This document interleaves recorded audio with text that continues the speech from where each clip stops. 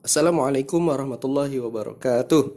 Alhamdulillah. Allahumma salli wa sallim ala Sayyidina Muhammad wa ala ali Sayyidina Muhammad.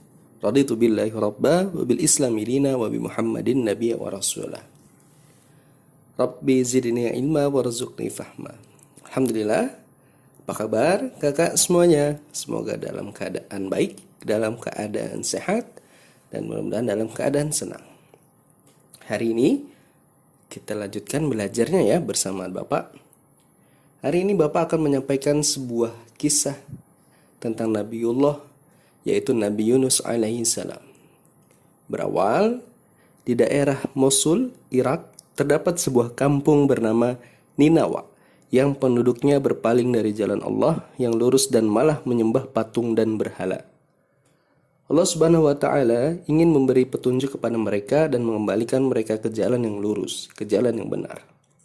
Maka Allah mengutus Nabi Yunus alaihi salam untuk mengajak mereka beriman dan meninggalkan sesembahan selain Allah Azza wa Jalla.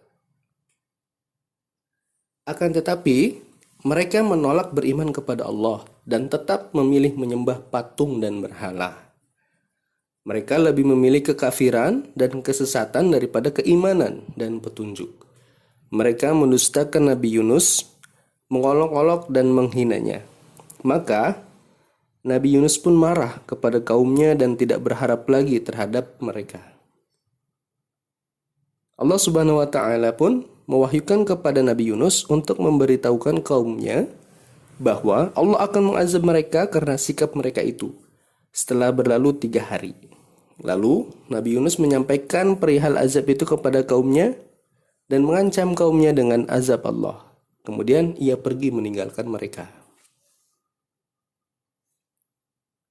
Ketika itu, kaumnya Nabi Yunus telah mengetahui bahwa Nabi Yunus telah pergi meninggalkan mereka, sehingga mereka yakin azab Allah akan turun dan bahwa Nabi Yunus adalah seorang nabi. Maka mereka segera bertaubat kepada Allah, kembali kepadanya dan menyesali sikap mereka. Ketika itu, kaum lelaki, wanita, dan anak-anak menangis karena takut azab menimpa mereka.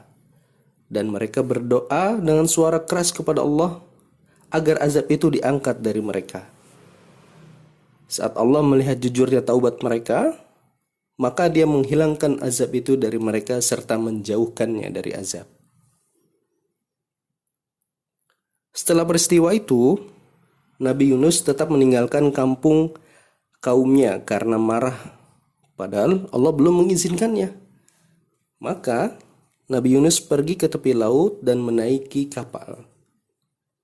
Pada saat Nabi Yunus berada di atas kapal, maka ombak laut menjadi dahsyat, angin menjadi kencang, dan membuat kapal menjadi oleng hingga hampir tenggelam.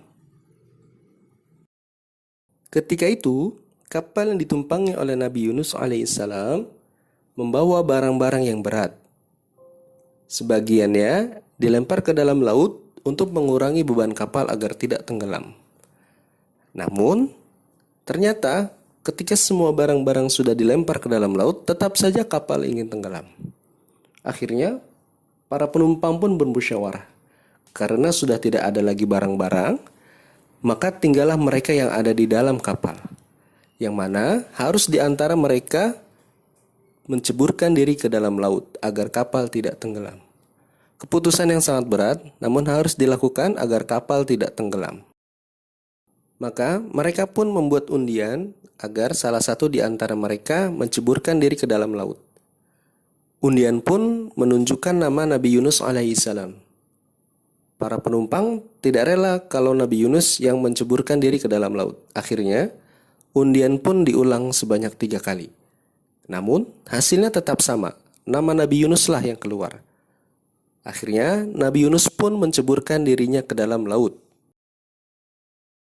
Pada saat yang bersamaan, Allah telah mengutus seekor ikan yang besar untuk datang ke kapal Nabi Yunus alaihissalam.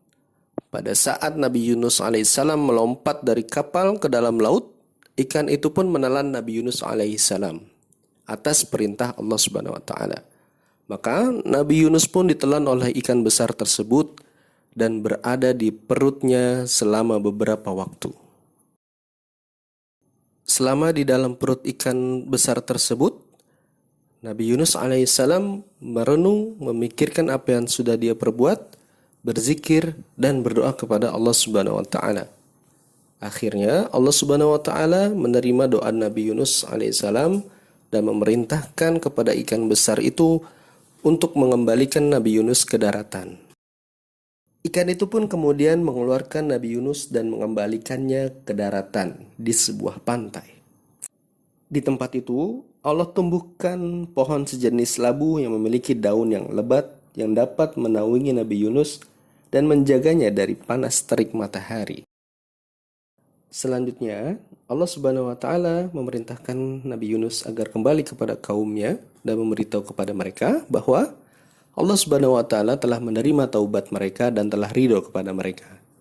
Nabi Yunus pun melaksanakan perintah tersebut. Ia kembali kepada kaumnya dan memberitahukan kepada kaumnya bahwa Allah telah ridho kepada mereka. Kaumnya pun telah beriman dan Allah memberikan keberkahan kepada harta dan anak-anak mereka.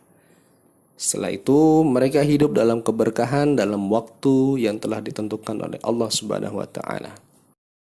Demikian kisah dari Nabi Yunus alaihi salam yang mana pernah ditelan oleh ikan yang sangat besar. Kabarnya ikan itu adalah ikan paus yang mana masih hidup sampai saat ini. Kalian tahu kan ikan paus? Baik, kita lihat video berikut ya.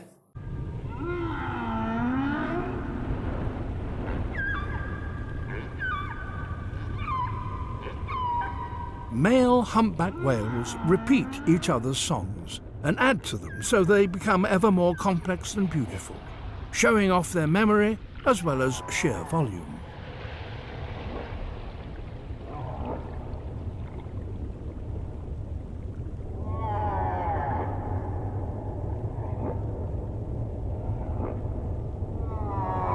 Listening carefully to this song is a female humpback whale.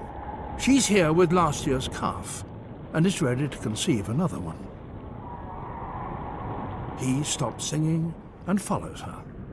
He may sing to her again, but not if he thinks other males are close by.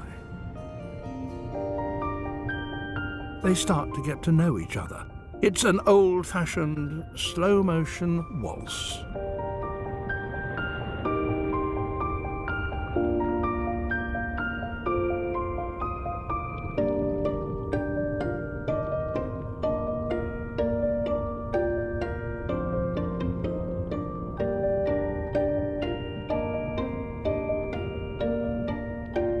Such beautiful movement is rarely seen.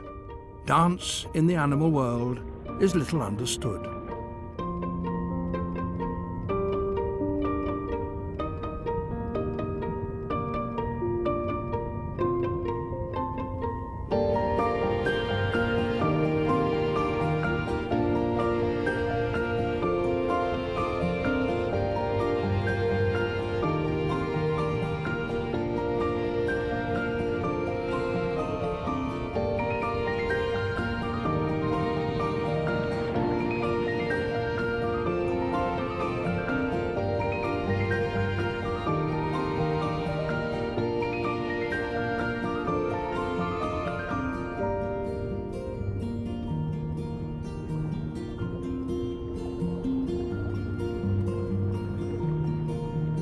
But their courting ballet is about to be cut short. Nah, itu ya video ikan paus. Ada dua ikan paus yang saling berenang ke sana ke sini seperti sedang menari di dalam air. Tapi untuk informasi, sebenarnya paus itu bukanlah jenis ikan, melainkan jenis mamalia. Tapi karena bentuknya yang seperti ikan, maka kebanyakan dari kita menyebutnya ikan paus. Padahal mereka bukanlah jenis ikan, tapi mamalia. Ada beberapa informasi yang ingin Bapak sampaikan terkait dengan ikan paus. Yang pertama, ikan paus adalah hewan yang paling besar yang ada di bumi ini saat ini. Salah satu jenis ikan paus yang paling besar adalah paus biru. Panjangnya bisa mencapai 30 meter. dan beratnya bisa mencapai 150 sampai 200 ton. Wah, besar sekali ya. Dengan ukuran yang demikian, maka pantas saja ya kalau ikan paus, apalagi paus biru, disebutkan sebagai binatang yang paling besar yang ada di bumi. Lalu yang kedua, jenis-jenis ikan paus juga ada banyak. Salah satunya seperti yang tadi kita lihat dalam video. Adapun yang lainnya seperti yang akan ditampilkan dalam foto-foto berikut. Tapi ada juga loh ikan paus yang mempunyai tanduk seperti unicorn. Kalian tahu? Ya, silakan dilihat.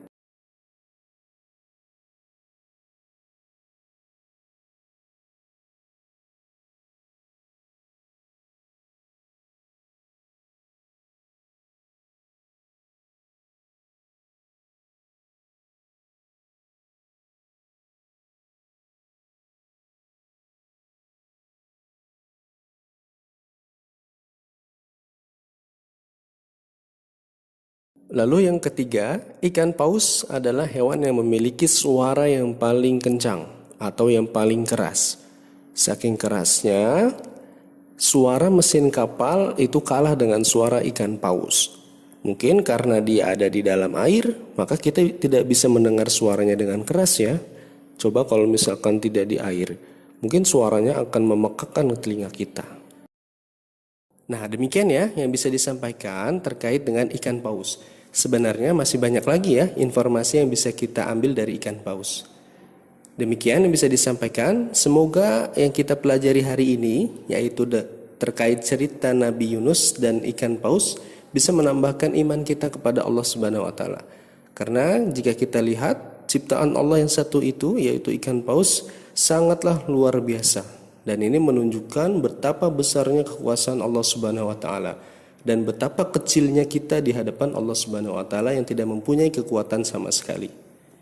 Demikian yang bisa disampaikan, semoga bermanfaat untuk kita semua. Mohon maaf apabila ada kekurangan, yang benar dari Allah Subhanahu wa taala, yang salah dari diri pribadi. Wassalamualaikum warahmatullahi wabarakatuh.